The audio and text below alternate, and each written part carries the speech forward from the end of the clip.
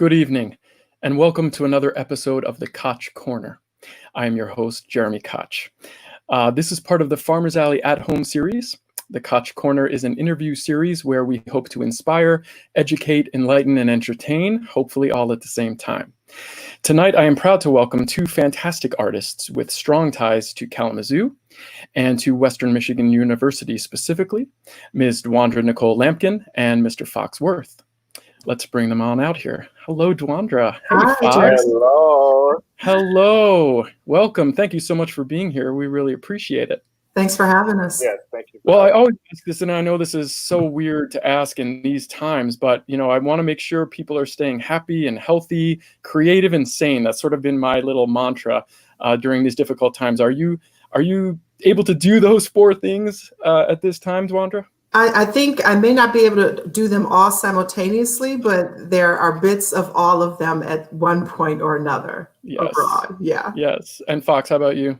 I'd say about the same. It's tough keeping a balance, and that's pretty much been the game right now, is keeping a balance of all. And some have to lessen while others go up, but just keeping that balance. That's right. Yeah. Well, we were talking earlier, obviously I mentioned I should just say a little bit about you before we get started. But so Dwandra Nickole Lampkin, I'm going to embarrass you, so get ready, is an associate professor of theater at Western Michigan University's Department of Theater. Before joining Western, Dwandra taught at Ball State University and received her BS from Western Michigan University and an MFA from the National Theater Conservatory.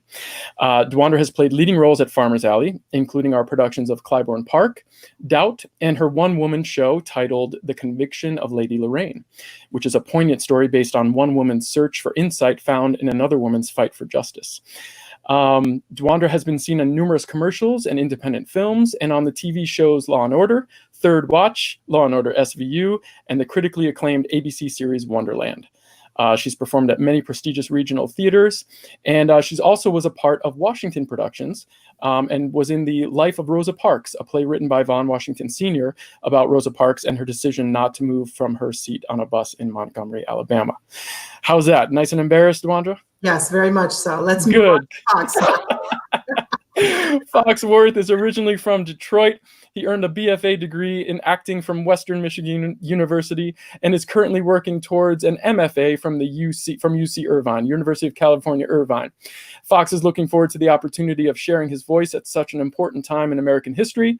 Fox's resume includes leading roles at UCI, Chicago Dramatists, Western Michigan, and also he played the role of Joshua in the Farmers Alley production of The Christians, opposite Dwandra. Yes. So acting, right? We've got an actor, we got two actors and two acting teachers, right? So Dwandra, you teach at Western, and Fox, you've been doing some teaching at UC Irvine, right? As part of your master's degree. So how is that? I think we have a lot of people out there who may be teachers or maybe students. How has it been trying to study acting or teach acting during the time of Corona? Fox, you've done some recently. You want to chat a little bit about that? Yes, I believe one thing that I've been, as a student who was taught by Dewandra and also is teaching now, I know that acting is life, theater is life, it reflects life, it imitates life. And so one thing that I've been certain on guiding my students through is just everything that happens adds to your acting. Living right now adds to your acting. When you're doing a position or whatnot, when you're warming up on your floor in your parents' home and your dog is walking by, that just accepting everything that is around you is a part of acting. And, during this hard time, I think a lot of people like to believe that acting comes when there is a whole bunch of good and a whole bunch of progress, but it's actually when it is in the pain and in the trauma and in the nitty gritty that a lot of beautiful moments in acting is birthed. So that's what I've been taking into consideration being the student now is, well, yes, and, to accept what it is and say, okay, I am feeling really bad right now. Why is that? Just becoming more self-aware versus being self-conscious, I believe is what I've been. Right. That's great. Right now. Yeah. And I would say, based on that, exactly what Fox said is that during all of the madness that's happening now, I think accepting whatever medium you're going to be training in, whether it's on camera or on a stage or in a classroom, you are embracing all of that, as Fox said. So if that's something that is in our lap, that we are doing it virtually, you are still processing what is in the moment and pretty much rolling with that. I think that's an important element. That's great. And that ties into real life too, right? We all have to kind of stay in the moment and roll with those punches, don't we? Roll with them, yes. And look for the silver linings. You know, we were talking before the interview started about how, you know, this is a really difficult time, but just like Mr. Rogers said, you know, look for the helpers, right? And we got to look for the silver linings, like what's helping, who's helping, and what's helping others cope. And you know, from a teaching standpoint too, and a learning standpoint, you know, we got to look for those silver linings. If you're just joining us, this is another episode of the Koch Korner. My guests are Dwandra Lampkin and Fox Worth. And I forgot to mention earlier, but we want to hear from you. You know, whatever you're thinking or feeling, thoughts, questions, please put them in the comments section below, and realize that you might need to go to streamyard.com/Facebook in order to put your comments in there. So let's rewind a little bit. How did you first, both of you, embark upon a career in the arts, which, as we all know, is not an easy thing to succeed at? Dwandra, what sort of led you to a career in the arts? Well, let me just say this, and I won't go too far back into my life. I might just go there for a moment. I was extremely shy as a child. So the fact that I do what I do is a complete surprise to anyone who knows me in my life. But I think what happened was that sort of crippling shyness that I experienced. My parents took me to see my first play when I was 5 years old. And it was something about, I think, watching these people on stage, watching the story unfold, that somehow tapped into me as a child, a way for me to sort of not even come out of my shell, but sort of find a way into someone else's shell, right? So I wasn't so vulnerable, but I could tap into other people's lives and tell their stories. So that's how it all began. Then I went the route of studying in school and then college, and then deciding, oh, I really do want to do this, right? Graduate school, and then sort of the rest is history, with, of course, lots of other layers in there.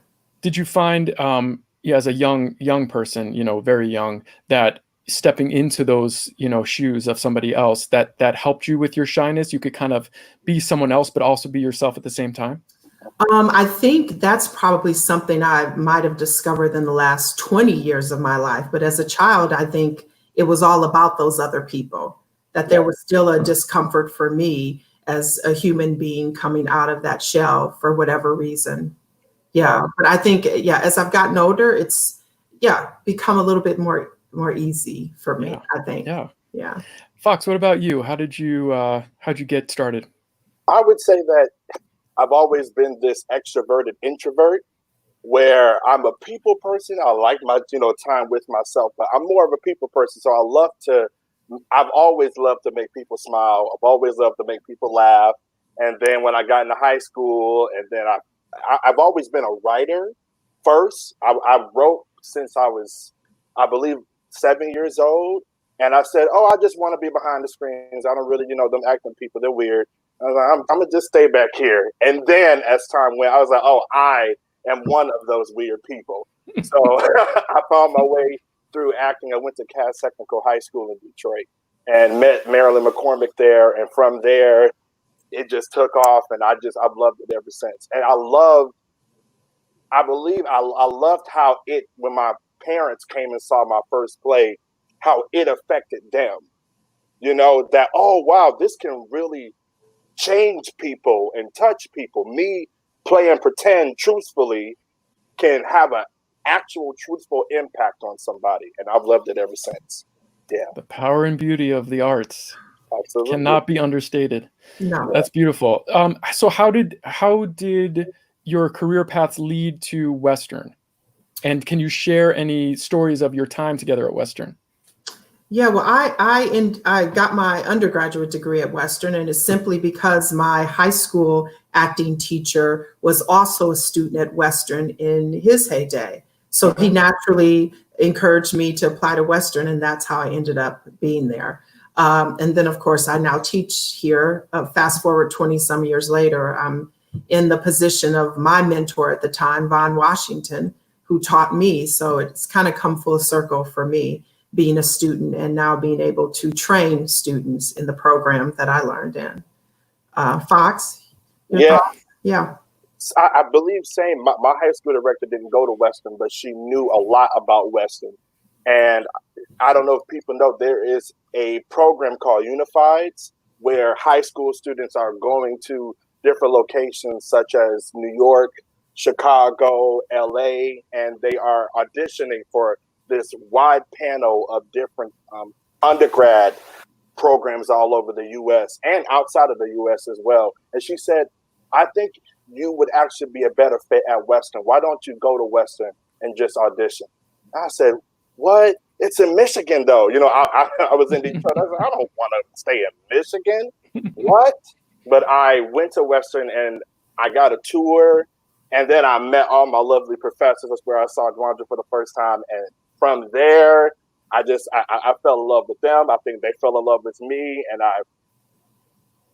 from there, I was just in shows and then just taking off from there. Now I'm a proud Bronco. And I have to say, speaking of that, Fox's audition, we all recall his audition because the moment he stepped into the room and he performed for us and he walked away, we all looked at each other and said, we have to have him. and we had to make the decision. I'm spilling the beans a little bit, but we had to make the decision on whether or not we were going to just offer him a spot on the spot. We called him back in and told him how amazing he was and said, we want you to join us at Western Michigan University. We automatically knew he was special. So I could not be more proud. Yeah. That's awesome. Now, was he a good student, right? So you thought he was amazing in his audition. Was he a good student? That's what we need to know. We regretted our decision. No, I'm kidding. No. He was an absolute joy to have in the program is all that I can say. That those are my words. He was a joy. And he was a joy because he wasn't afraid to embrace the struggle, right? He was apprehensive, but he wasn't afraid to embrace the struggle. And that's what made him such a great student, is because he was thirsty to learn. And those are some of the best artists, the ones who are thirsty to learn. That's awesome. Yeah, it's just the best. Dwandra, you have a fan out there. Sue Holler watched your entire undergrad career, and your performance in Joe Turner's Come and Gone was phenomenal. Oh my goodness. That just gave me chills. That's a flashback. Oh my gosh. Thank you, Sue. Wow. Amazing. Yeah. Thank you, Sue. Fox, was Dwandra a good teacher? Oh my gosh. A great teacher is an understatement. Dewandra has, and it's even weird that I'm calling her that right now, because I usually only call her Miss D or Ma, because she's a mother figure to me.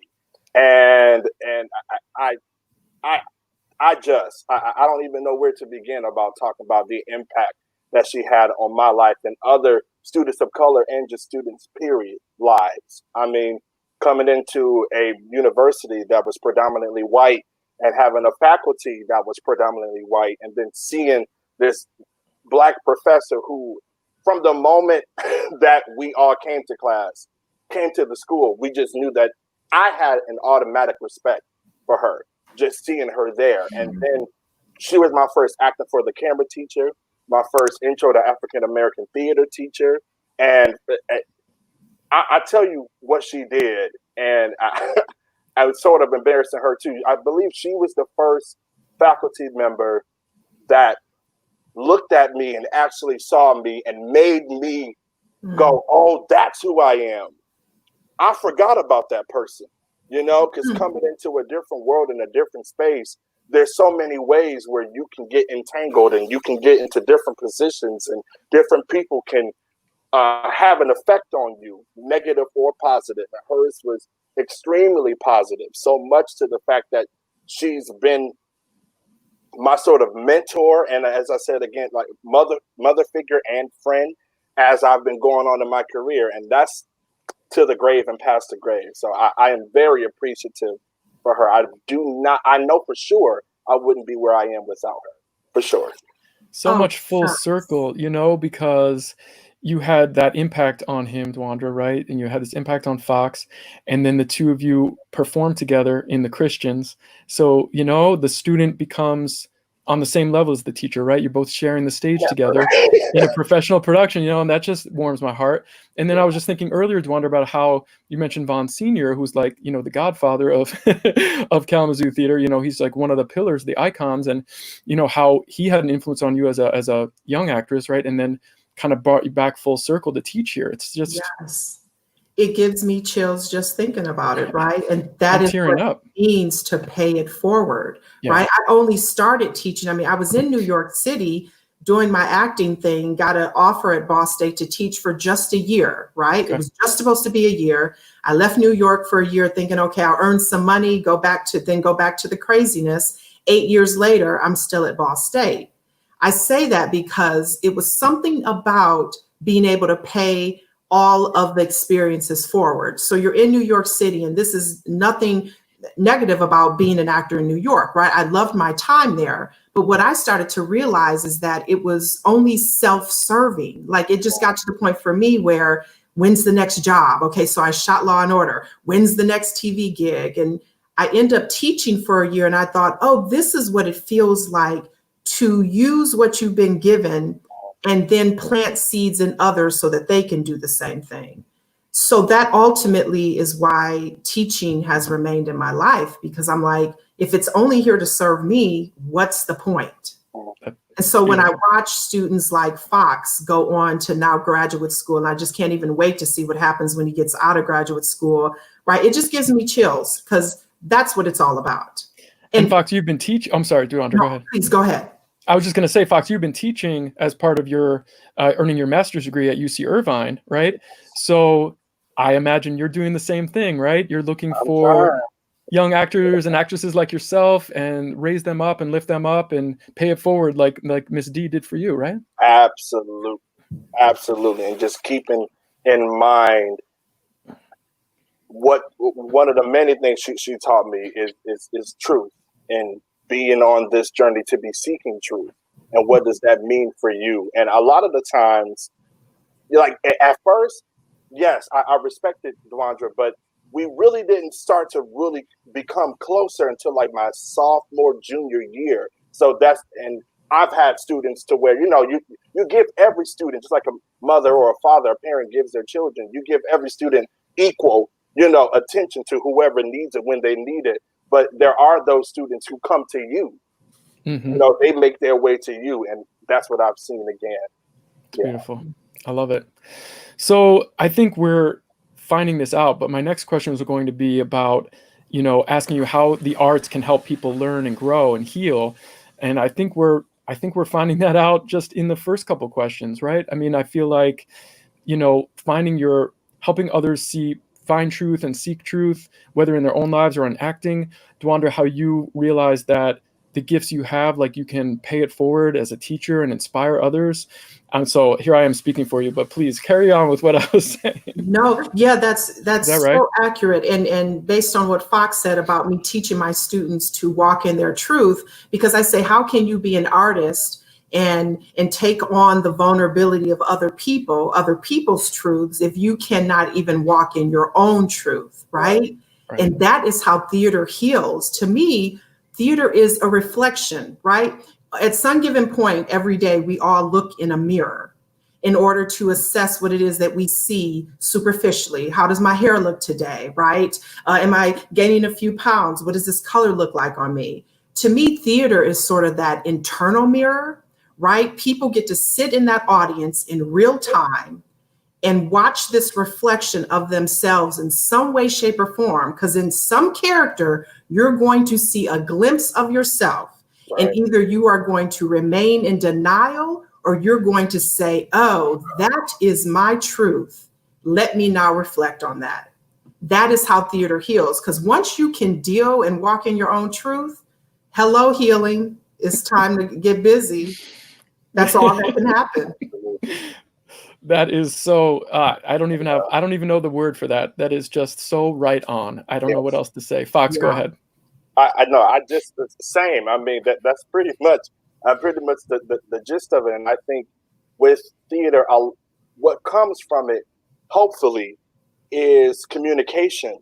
And you know, there are people watching this watching themselves, or maybe a sister or brother that they haven't talked to in a while. And it sparks, I mean, especially with the Christians, when we did that, it sparks some conversation about, well, do I believe? Is that true? No, it couldn't be true. Oh, well, my sister who didn't agree, now she agrees. You know, it sparks. And I think in communication, when we are all willing to be vulnerable with each other, I sort of believe that is the world's Achilles heel, vulnerability.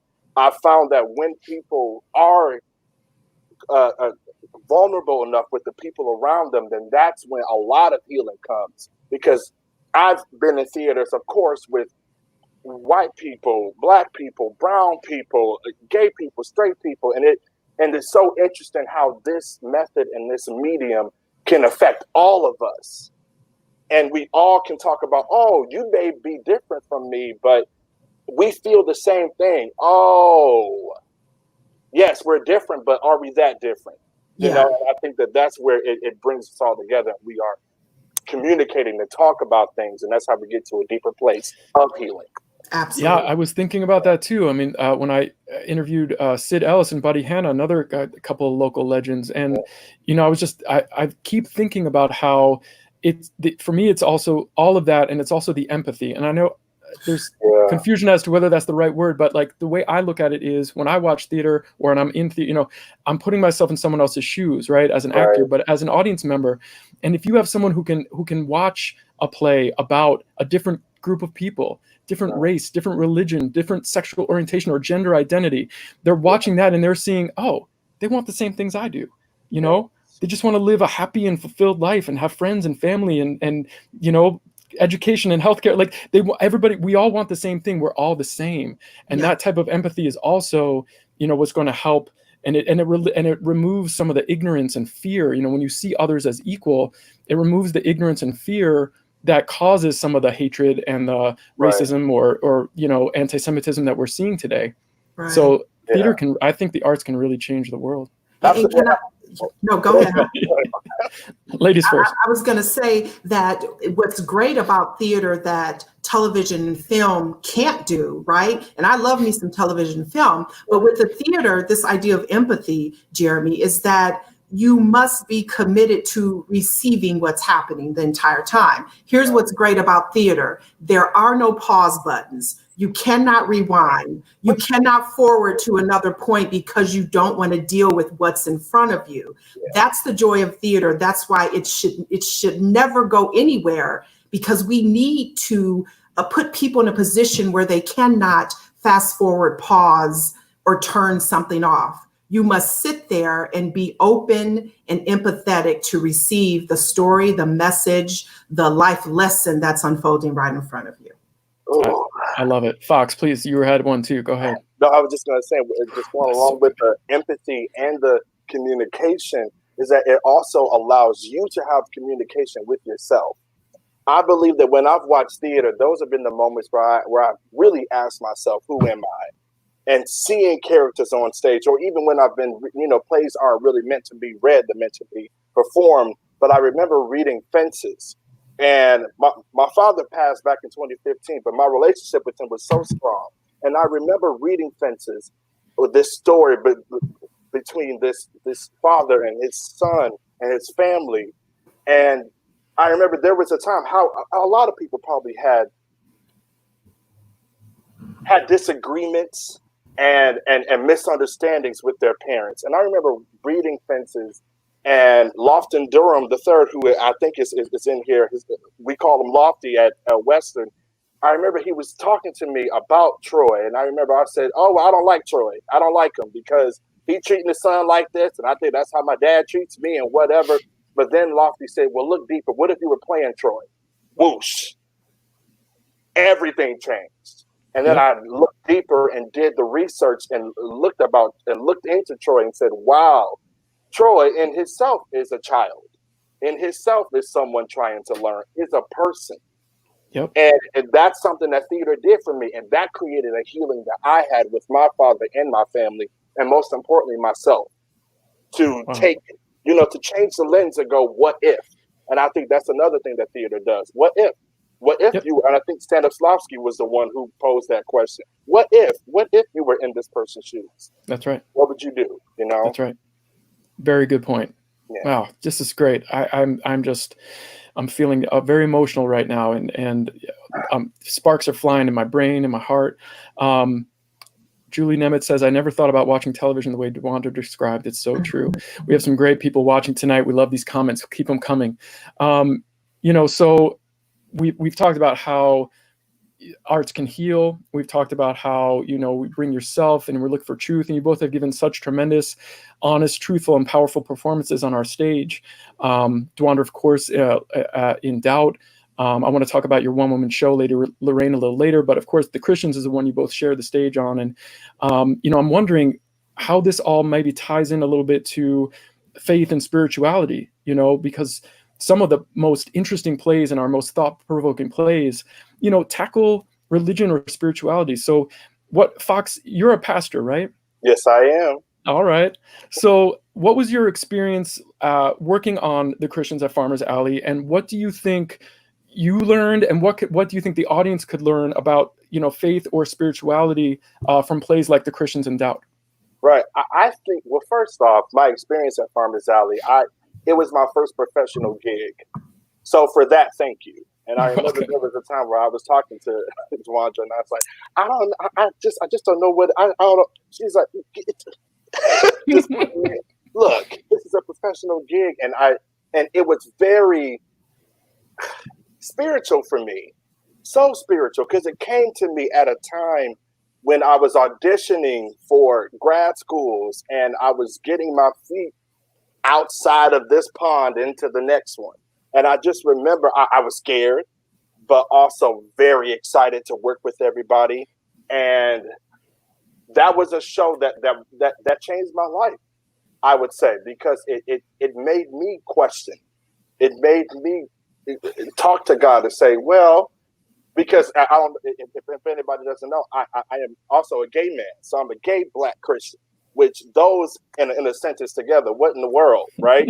So having this experience where I've already been questioning my relationship, and then to do this show where this pastor is questioning, it brought me closer to God, because I believe, and this is me just speaking from personal experience, I've seen church plays, right? But rarely do we see plays on Broadway or in professional theaters that tie in with church, right? Because a lot of people, it's too churchy, it's too melodramatic or what have you. But to have this play speak about this topic where it is spiritual and it is sort of religious, but it's questioning that, really put some fire under me and gave me a lot of just acceptance within myself. And I think that one thing that we can learn from plays like Doubt and plays like The Christians, is to question everything, because a lot of institutions that are led by cisgendered white straight men question them, right? But and also the fact that we got to tell other stories, right? The pastor in The Christians, he had to go to another place with different people to then be changed by something, to have a different mindset and go, oh, I thought I knew God. I thought I knew what? And I felt that by watching stories that pertain and contain people like me, but also people that are different from me. And it's been in those positions where I've questioned things that a lot of enlightenment and a lot of bringing people together have come, have just burst, Yeah. And also with Doubt, I mean, the same. Question everything. And we need everybody. Sister Aloysius just couldn't do it by herself. I would say, not being afraid to not only question others, but look inward. Right. And ask yourselves those tough questions, right? Because often it's easier to live in denial than it is to sort of face truths about yourself, right?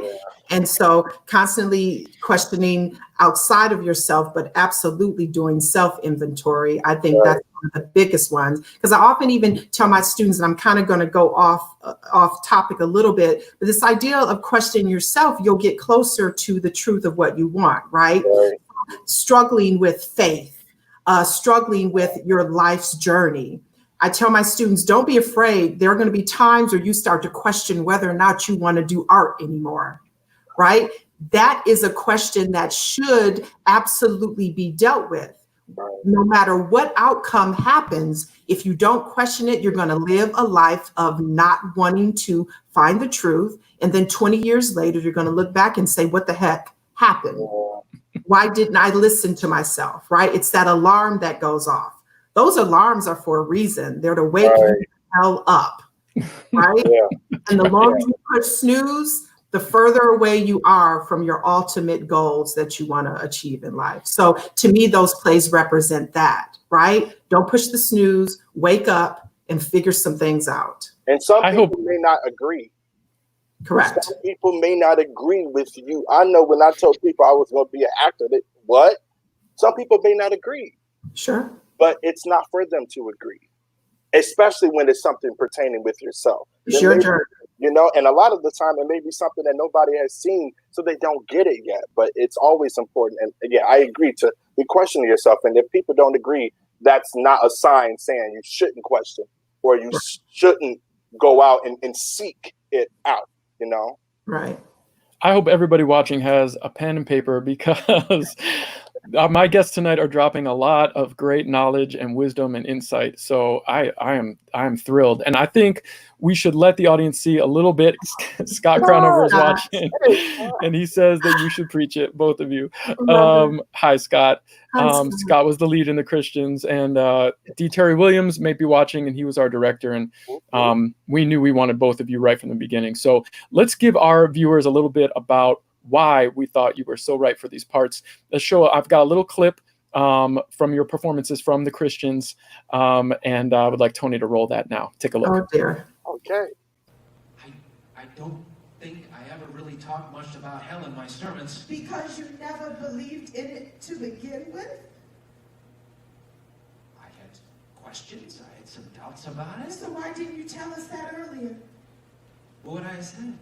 That you're not certain about certain things we believe. Would it have made you feel better for me to come up here and hear me say that? I just don't know. I just can't help but feel used, Pastor Paul. I don't have much money. I give 20% every week. I live on food stamps and out of clothing bins, and it's a big deal. I don't do the minimum 10%. I go over that because this church is really important to me. Giving to God is important, and there's so much that me and my son have had to do without because of it. It's not easy for me to believe in hell. It doesn't make me feel good to believe that there is a hell. In fact, it hurts because I know every day that I will never see my mother again. And when I do, it'll be me high above her, looking down, seeing her suffer for the rest of eternity. And I wonder sometimes, Pastor Paul, if my heaven will be a kind of hell. So just show me. Show me that there is no hell. Don't play word games with the Bible. Show me, and I'll come back to the church. Now, not as a head pastor, but as your associate. And I support you and your message. So just show me that what I saw, I didn't see.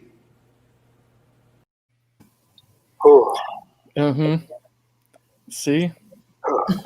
That is some powerful, beautiful, passionate stuff. I love how both of you bring such not only warmth and kindness and compassion, but also just the depth of emotion that you can just bring up. It's really powerful. So I remember watching that every time and just being blown away by all the performances, but you two in particular really got me on a deep emotional level. So thank you. Thank you. Thank you.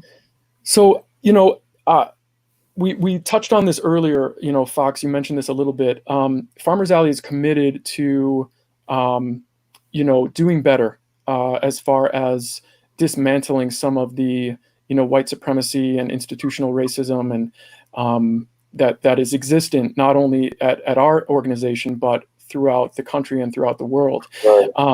One thing that we did, and one thing that we did specifically, Dwandra, is because we loved you so much and the power and passion of your performance, is that we wanted to cast you in a role in Doubt that was traditionally played by a white woman. Mm-hmm. And Sister Aloysius, right? And so can you speak to that a little bit and how you, what your process was like to play that part that was not typically played by a Black woman, and then maybe touch on some other ways that organizations like Farmers Alley can showcase artists, BIPOC artists, in a more fully represented way. Yeah, well, the role of Sister Aloysius in Doubt, it is, of course, written for a white woman, because if we're looking at the time, 1950s, late 50s, yep. Early 60s, yes. You did not necessarily have an African-American teaching at that time in the Bronx. So nope. to me, it's first, you have to deal with this idea of colorblind casting in theater. I think that it should, for lack of a better term, be dismembered, that whole process and idea of colorblind casting, because ultimately it says that you should be blind to the actor playing the role, right? Blind to any sort of ethnicity. But it, of course, only applies to people of color. They never say to a white actor, let's pretend that this person isn't white, right? Because that is typically the base. So taking on a role like this, for me, it was challenging in the way that we first had to decide, how does this make sense? How did this Black woman end up in the Bronx, the head of a school, teaching these kids, right? So that just required to me some sort of, not justification, but a way to say, how did she end up here, so that we don't have to pretend that because it's impossible, then it doesn't make sense. Because if I decide it doesn't make sense, then how am I here? Because what I'm not going to do is say, let me pretend that I'm not a Black woman and let's just look at the actor.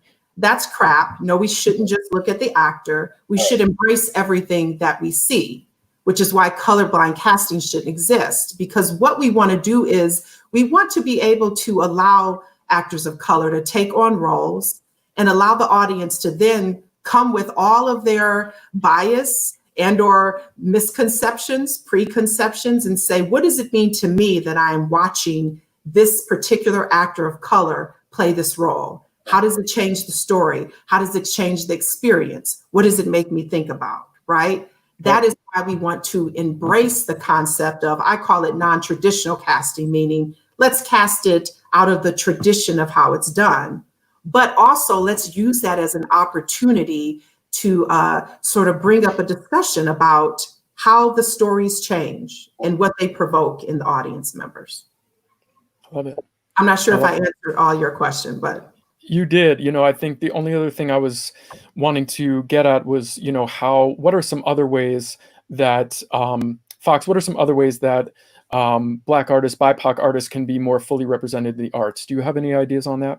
Yes, I think, well, first, in the positions of power, we got to get Black and BIPOC people in there, because who else? And that's the thing. When you look at a lot of these institutions, it's mainly a predominantly list of white people who are making decisions like, oh, well, maybe we should do this play that has Black people in it. Like, say they do that, right? But that play is really rooted in trauma. And that's not necessarily something that we need to be seeing right now. So I think one of the first things is talk to Black and BIPOC people. Yes. First, know that there are some Black and BIPOC people who can answer these questions, who actually want to. I would go as far as to say that I am comfortable with going out and talking about certain things, but some people may not. And I think that that's one thing that we have to know, is that it's not the Black or BIPOC person's job to educate people, right? No. I had limited resources finding out about my history, learning American, traditionally white American history, and then having to learn my history. I had limited resources. There are many of my white counterparts and just other counterparts who have more resources.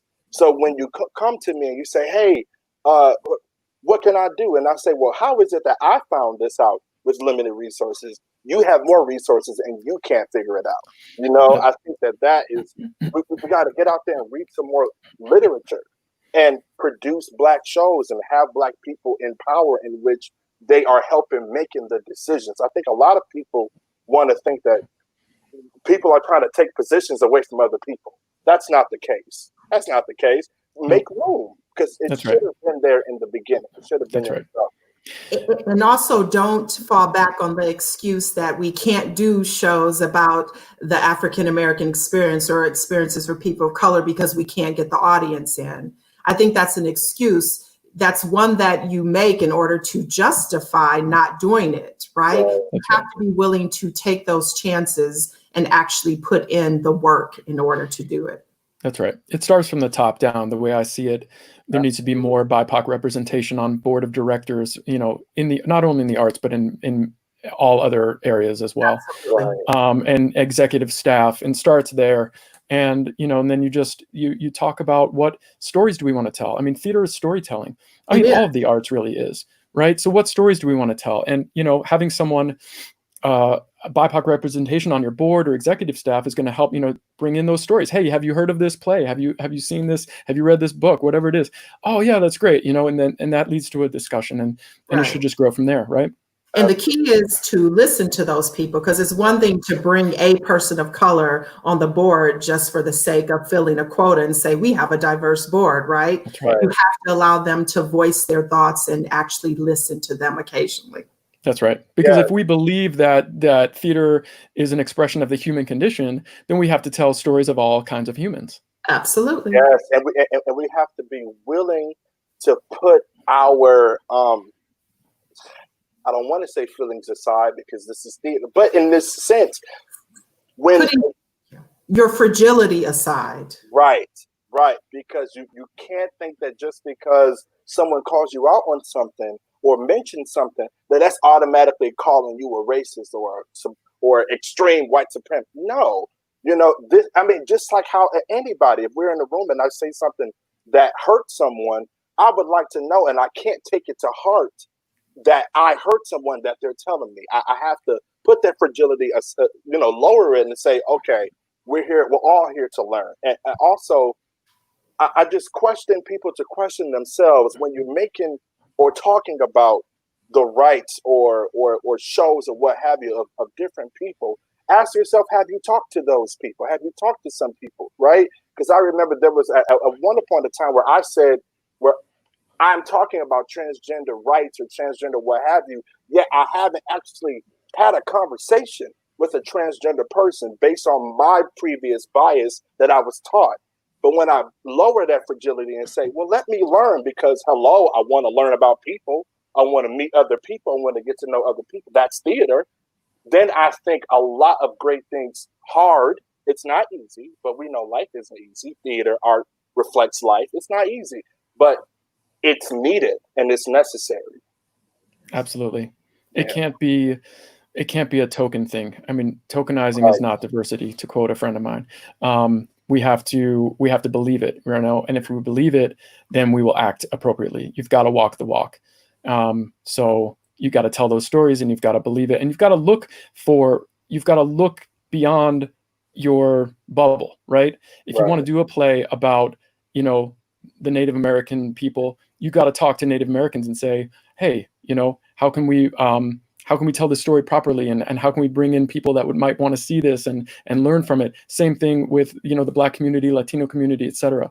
You've got to reach out, and you've got to find ways to engage the people in your community that you want to reach, right? Right. So, because, you know, nobody's a monolith, but imagine someone's writing a story about you and they haven't talked to you. Right. Like, you know, it's like, okay. So you just know, did you ask my mom? Did you talk to, right? And it's not that simple, but in some ways it can be just to learn and just to gather more experiences in your head. That's right. That's right. We could do this all night, but we are at that time. Do you have any final words, Dewandra, ladies first? Anything else that you wanted to say that maybe I didn't ask about, or just some final thoughts? I ultimately just want to tell people to open up your minds and your heart to receive the points of views of people other than yourselves. Love it. Love it. I believe it and I love it. Fox? At this point in time, there is no more room for hate. There's no more room for on purpose ignorance in terms of, ignorance is bliss, right? A lot of people, myself included, we just don't know. And that's okay. But when someone tells you, listen, at this point in time, I hope everybody knows that there's no more room to live on purpose in ignorance. Yeah, I'll say That's that. right. All right, viewers, I hope you had that pen and paper and wrote all that down, because that is life lessons. Thank you, Dewandra. Thank you, Fox. Thank you to our producer, Tony Mitchell. Thanks everyone for watching. I want to just say a few things, about things that are coming up here at Farmers Alley at Home online series. This Sunday, July 19th, we go live at 8 p.m. with a special Piano Man edition of our Broadway Battle series.